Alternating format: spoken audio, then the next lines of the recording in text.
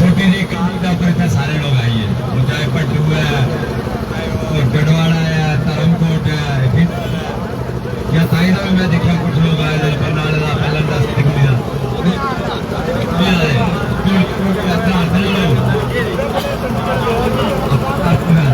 बहुत बढ़िया ये प्यार है जो छोटी सी दूसरी कहानी आती 50 सेकंड में लगा। बहुत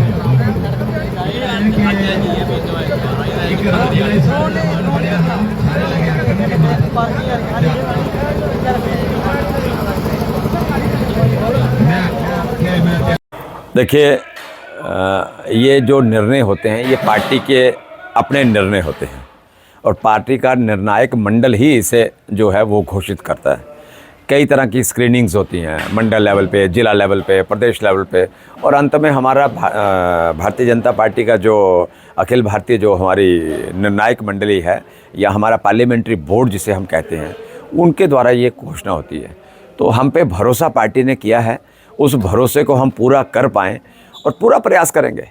आदरणीय मोदी जी का जो संकल्प है जम्मू कश्मीर में, जो उन्होंने जो हमें देखिए आज़ादी जो है वो मैं कह सकता हूँ कि 19 में मिली। एक तरह से धारा 370 यहाँ पे रही, क्या विडंबना थी कि 70 वर्षों तक हमने उस धारा 370 को झेला और कांग्रेस की गलत नीतियों के कारण हमने उसको झेला।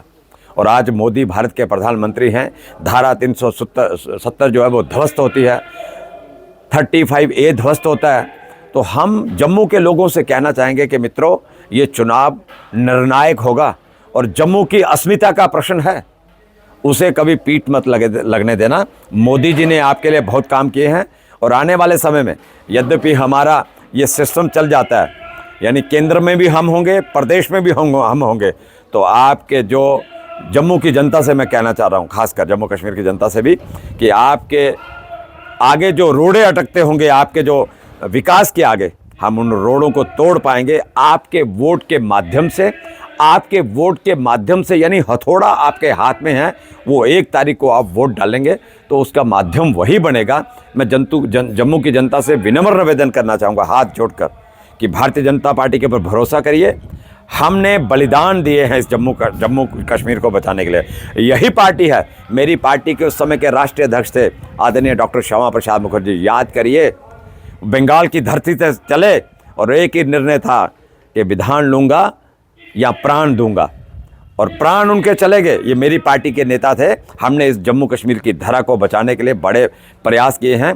मैं युवाओं से कहना चाहूँगा, आप कईयों को पता नहीं होगा, यहाँ पे परमिट सिस्टम हुआ करता था। वो परमिट सिस्टम को तोड़वाने के लिए हमने बड़े से बड़े आंदोलन यहाँ पे प्रजा परिषद के रूप में लड़े हैं। इसलिए युवाओं, थोड़ा इतिहास को पढ़िए, जानिए, और वर्तमान में जो लुभावने नारे जो दे रहे हैं उनसे बचिए। हम आपके लड़ाई, हक की लड़ाई को लड़ेंगे, इतना मैं आपको भरोसा दे रहा हूँ। युवाओं में काफ़ी रोष भी है इस समय बेरोजगारी को लेकर। होगा, मैं मान रहा हूँ, हो सकता है, लेकिन हम इस समय यहाँ पे सत्ता में नहीं है। यहाँ पे ब्यूरोक्रेसी जो है वो इस समय काम कर रही है, तो उसका आरोप हम पे नहीं आना चाहिए। जब हम यहाँ पे आएंगे, हम एक एक पाई का आपको हिसाब देंगे। ये भरोसा मैं आपको, ये विश्वास आपको दे रहा हूँ। पाई का हिसाब युवाओं, मैं आपसे कह रहा हूँ, पाई का हिसाब देंगे। और जिन्होंने आपके साथ कुकृत्य किए हैं, हम उनसे भी पाई का हिसाब लेंगे। एक बार विधानसभा के अंदर पहुँचने दो, फिर देखेंगे।